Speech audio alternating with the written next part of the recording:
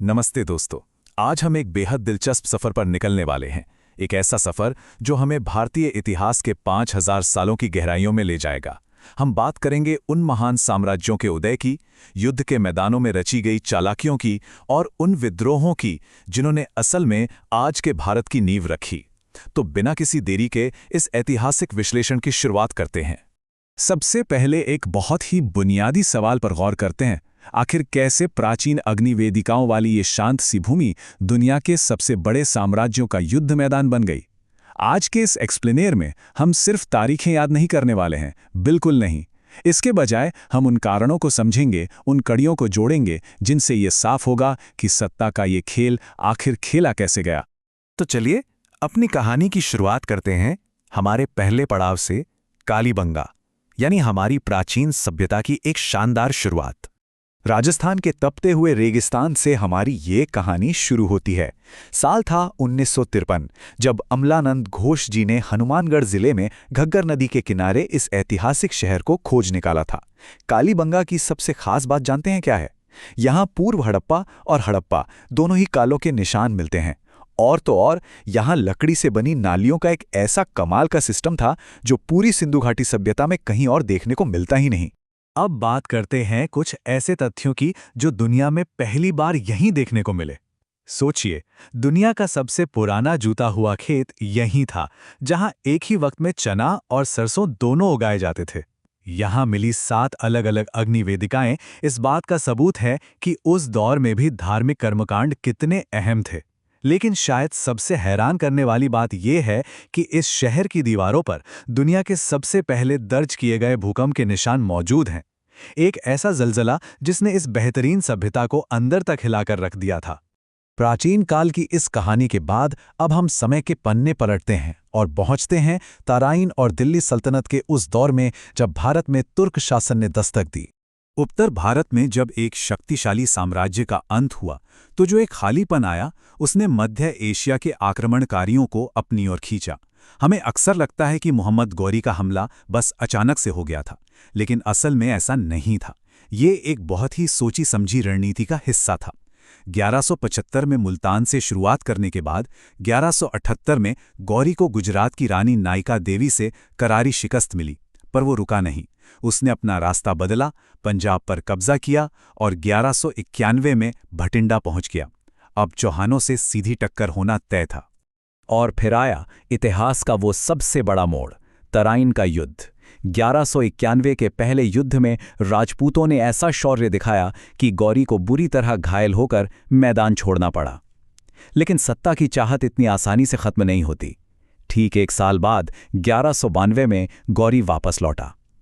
इस बार उसने एक झूठी संधि का नाटक किया और अल सुबह अपनी घुड़सवार सेना के साथ अचानक हमला कर दिया। इस एक चालाकी भरे कदम ने भारत में तुर्क शासन की जड़ें जमा दीं। इस दौर को याद करते हुए एक बहुत ही मशहूर पंक्ति अक्सर जहन में आती है, 4 बांस 24 गज, अंगुल अष्ट प्रमाण, ता ऊपर सुल्तान है, मच्चू को चौहान। महाकाव्य पृथ्वीराज रासू की ये लाइनें उस वक्त की बहादुरी और जज्बे को बयां करती हैं। हालांकि इतिहासकार इसे एक साहित्यिक रचना ही मानते हैं, कड़े ऐतिहासिक साक्ष्य नहीं, लेकिन हमारे सांस्कृतिक इतिहास में इसका महत्व आज भी बरकरार है। दिल्ली सल्तनत के बाद कहानी एक नया मोड़ लेती है। अब हम मुगलों के स्वर्ण युग में प्रवेश कर रहे हैं। फरगना से आगरा तक का उनका ये शानदार सफर। जब दिल्ली सल्तनत कमजोर पड़ने लगी तो इब्राहिम लोधी की गलतियों ने मध्य एशिया से एक और नई ताकत को न्योता दे दिया, बाबर। जरा इस बात पर गौर कीजिए कि कैसे सिर्फ 4 सालों के भीतर बाबर ने पूरा इतिहास ही पलट के रख दिया। 1526 में पानीपत में जीत, 1527 में खानवा में राजपूतों को चुनौती, 1528 में चंदेरी पर कब्जा और 1529 में घाघरा का युद्ध। ये एक के बाद एक लगातार जीतों का एक ऐसा सिलसिला था जिसने मुगल साम्राज्य की नींव को पत्थर सा मजबूत कर दिया। पर एक सवाल तो मन में आता ही है ना, लोधी और राजपूतों की विशाल सेनाओं के सामने बाबर की छोटी सी सेना आखिर जीती कैसे? इसका राज छिपा था 2 बेहतरीन युद्ध रणनीतियों में, तुलुगमा और अरबा। तुलुगमा का मतलब था सेना को छोटे टुकड़ों में बांटकर दुश्मन को हर तरफ से घेरना, और अरबा, इसमें बैलगाड़ियों को जंजीरों से बांधकर एक रक्षा कवच बनाया जाता था जिसके पीछे से तोपें आग उगलती थीं। इसी नई तकनीक ने पारंपरिक हथियारों से लैस बड़ी बड़ी सेनाओं को घुटने टेकने पर मजबूर कर दिया। लेकिन मुगलों के लिए यह सफर हमेशा आसान नहीं रहा। बाबर के बेटे हुमायूं को शेर शाह सूरी से 1539 और 40 में ऐसी करारी हार मिली कि उसे अपना ही साम्राज्य छोड़कर भागना पड़ा।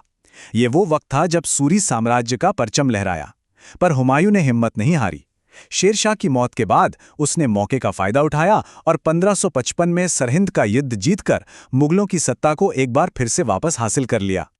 हुमायूं की वापसी के बाद गद्दी पर आए अकबर, और अकबर ने यह साबित कर दिया कि कोई भी बड़ा साम्राज्य सिर्फ तलवार के दम पर नहीं टिक सकता, उसके लिए एक बेहतरीन प्रशासन चाहिए। उसने 1564 में जजिया कर ख़त्म किया और धार्मिक सहिष्णुता की मिसाल पेश की, दीने इलाही की शुरुआत की। अर्थव्यवस्था को मजबूत करने के लिए राजा टोडरमल की 10 साला व्यवस्था लागू की और अपने दरबार को बीरबल और तानसेन जैसे नवरत्नों से सजाया। इसी प्रशासनिक कमाल ने मुगलों को भारत का सबसे बड़ा साम्राज्य बना दिया। लेकिन जैसा कि हर कहानी में होता है, जो शिखर पर पहुंचता है उसे कभी न कभी नीचे आना ही पड़ता है। अब बात करते हैं मुगल प्रशासन के चरम और उसके पतन की। इतने बड़े साम्राज्य को संभालने के लिए मुगलों ने एक खास सिस्टम बनाया था, मनसबदारी व्यवस्था। ये उनके प्रशासन की रीढ़ थी। इसमें 2 चीजें होती थीं, जात और सवार।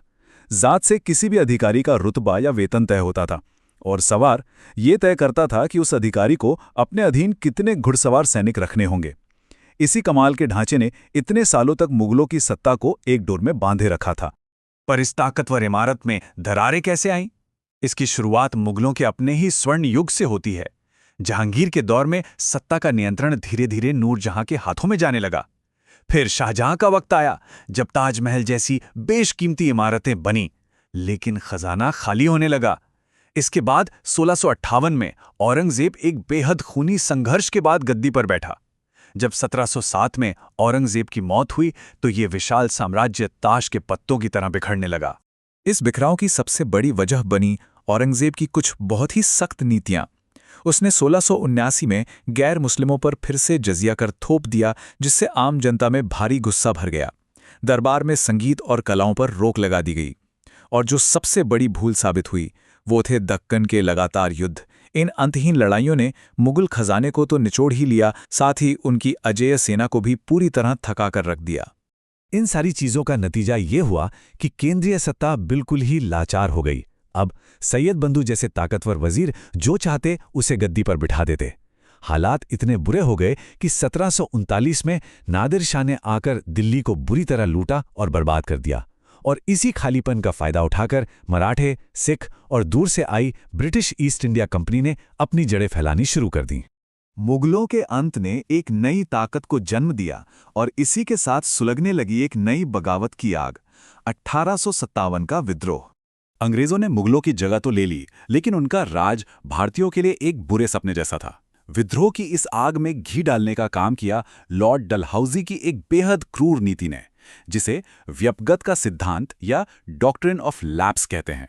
इसके तहत अगर किसी भारतीय राजा का अपना कोई सगा बेटा नहीं होता था तो अंग्रेजों का उस रियासत पर सीधा कब्जा हो जाता था। सतारा, नागपुर और रानी लक्ष्मीबाई की झांसी, इन सबको इसी नीति ने सीधे बगावत के मैदान में उतार दिया। ये क्रांति रातों रात नहीं हुई थी। इसके पीछे दशकों का गुस्सा उबल रहा था। समाज में सती प्रथा पर रोक और विधवा पुनर्विवाह जैसे नियमों को लोगों ने अपने धर्म में दखलंदाजी माना। आर्थिक मोर्चे पर अंग्रेजों के भारी लगान ने किसानों की कमर तोड़ दी थी और पारंपरिक कपड़ा उद्योग को तबाह कर दिया था। राजनीतिक तौर पर अवध जैसे वफादार राज्य को भी बिना किसी ठोस वजह के हड़प लिया गया, और क्योंकि अंग्रेजों की सेना में भर्ती सिपाही असल में वर्दी पहने हुए किसान ही थे, तो उनके अंदर भी ये गुस्सा सुलगने लगा था। लेकिन इस बारूद के ढेर में चिंगारी किसने लगाई? वो चिंगारी थी 1857 में आई नई एनफील्ड राइफलें। खबर फैल गई और जिसे सच भी माना गया कि इन राइफलों के कारतूसों में गाय और सुअर की चर्बी लगी होती है। और मुसीबत ये थी कि सिपाहियों को इन कारतूसों को इस्तेमाल करने से पहले अपने मुंह से छीलना पड़ता था। इस एक तकनीकी बदलाव ने धार्मिक भावनाओं को इतनी गहरी चोट पहुंचाई कि बैरकों में सुलग रही आग खुली क्रांति में बदल गई। बेशक 1857 के इस महान विद्रोह ने हमें रातों रात आज़ादी नहीं दिलाई, लेकिन इसने ईस्ट इंडिया कंपनी के उस दमनकारी शासन की जड़ें जरूर उखाड़ फेंकी। तो इस ऐतिहासिक चर्चा को खत्म करने से पहले मैं आपके सामने एक सवाल छोड़ना चाहूंगा। सोचिए कि 1857 के विद्रोह की इस राख से आधुनिक और आज़ाद भारत की नींव आखिर कैसे तैयार हुई, इस पर विचार जरूर कीजिएगा। मुझे उम्मीद है कि इस एक्सप्लेनर ने भारतीय इतिहास को समझने में आपकी मदद की होगी। हमारे साथ इस सफर पर चलने के लिए आपका बहुत बहुत धन्यवाद।